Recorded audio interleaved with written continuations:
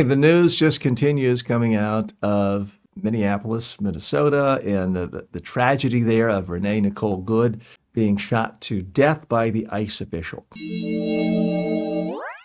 New information has come out in the last 24 hours where the ICE agent is heard on tape saying, and I will clean this up just for being polite, essentially saying, "Take that, you effing," something that rhymes with witch, which certainly paints the picture that he was doing this out of anger. Now, I'm going to be honest here. I'm here as a sane, sensible centrist. A lot of different people have looked at the video of this tape and come to different conclusions. I'm not going to tell you that there's only one interpretation of this video, and anyone who disagrees is insane. I'm not going to tell you that. There are some who would on both sides. I can tell you, when I look at the video surveillance footage and the cell phone footage of this incident in Minneapolis where Renee Nicole Good was shot and killed, to my eye, this certainly did not look like the officer was in danger of his life. First of all, if you're worried about being killed, are you holding a cell phone and a gun at the same time? I think if I'm worried about dying, I'd drop the cell phone. Apparently he was holding his cell phone, recording it too. Now, other additional news bits have come out on this story where apparently there's one officer on one side of her saying, "Move, get out of here." Another one saying, "Get out of the car." And that's a tense situation. I mean, this is an average citizen. Let's remember, this is not a soldier. This was not some hardened criminal. This was a widow with 3 children who just dropped off her 6-year-old child. This was a poet. This was and sorry if this offends anyone, but I do think it's relevant here. This was a white woman, a 37-year-old middle-class white woman in America, lightly brown, sandy hair. And I only point that out because there are a lot of people who seem to take the attitude of, well, it was a poor black homeless guy killed. Well, who cares? Not a good idea, not good values, but that has helped military, I say military, Freudian slip. That has helped police officials and ICE officials in the past if they kill someone that doesn't, shall we say, generate sympathy among a lot of middle-class white Americans. This case is different. And the more people find out about this woman, she was apparently a very sincere, devout Christian. Again, not that it's better to shoot and kill people because they have other religions or no religion. I'm not suggesting that.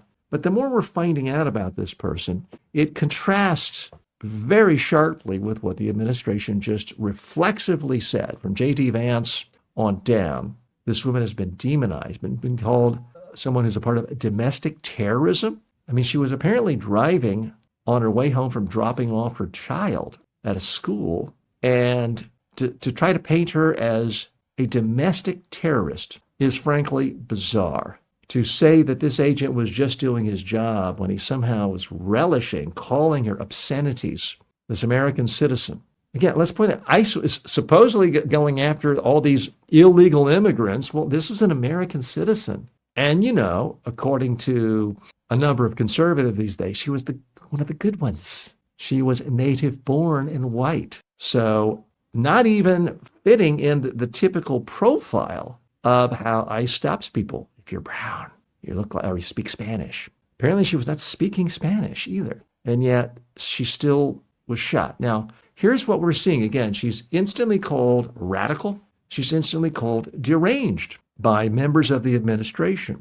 And as typically happens in this administration, there's never a moment of contrition. There's never a moment of reflection. There's never one scintilla of an opening for the possibility that, maybe we made a mistake. No, it's always we're 100% right. Anyone who gets in our way is a radical extremist, a terrorist. That's the mentality, and we're seeing it again and again and again. J.D. Vance went out of his way thanking the agent for killing her, essentially, that it was a tragedy of her own making. Again, I wasn't there, you weren't there, but it's not hard at all for me to imagine feeling you're surrounded by agents. One of them is telling you, get out of here. One of you is saying, get out of the car. She's slowly backed up. She's moving. You kind of don't know what to do. You're torn. You're thinking, hey, maybe I really should get out of here. This looks like it's getting out of hand.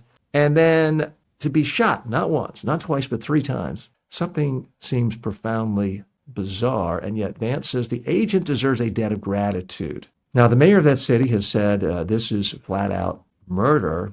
J.D. Vance says it's her own fault. Now, how often have we heard from conservatives that you shouldn't just automatically blame the victim, and that's what they're doing? There's a guy who's done a very important job. He deserves a debt of gratitude. Here's the part. J.D. Vance tried to say that this woman is a victim of left-wing ideology. Now, folks, at any other time, this would be considered such a despicable lie that the person would be run out of public office. But since this is 99% a part of the milieu of ideas floating out of this administration, it seems like normal. It just seems normal to say, anyone who disagrees with us at any time for any reason, no, you can't be a principled centrist who has a different viewpoint. You can't be a principled Democrat. You can't be someone who is an honest scholar or intellectual or civic leader. No. If you disagree with us, you've been brainwashed by radical left-wing ideology. Now, it's awfully convenient to never have to be accountable to anyone, to say that absolutely 100% of all criticism is always illegitimate, because anyone who even shows up and says, hey, maybe we don't think you should be here. You're not really helping our community.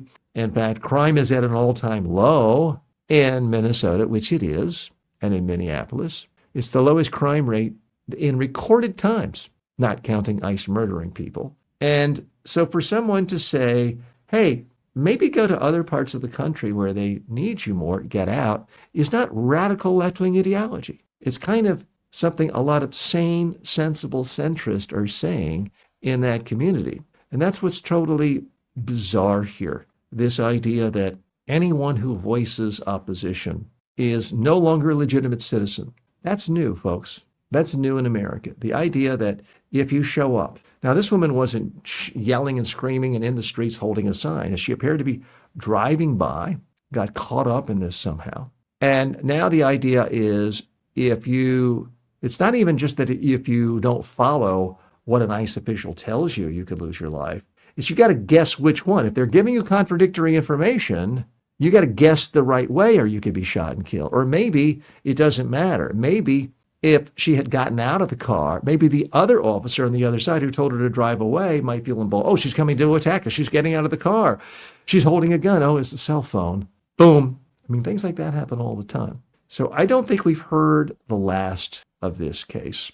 And I think if the Democrats, if the centrists, for people who care about constitutional democracy, if they have half a brain, and let's face it, that's questionable sometimes, they need to put Renee Nicole Good's face on every campaign bumper sticker, every campaign ad. There need to be T-shirts honoring this woman and reminding people you could be next. If the United States government can shoot and kill a middle-aged, widowed mother of 3 who's a Christian and a poet, if they can shoot her in cold blood, they can come after anyone, including you.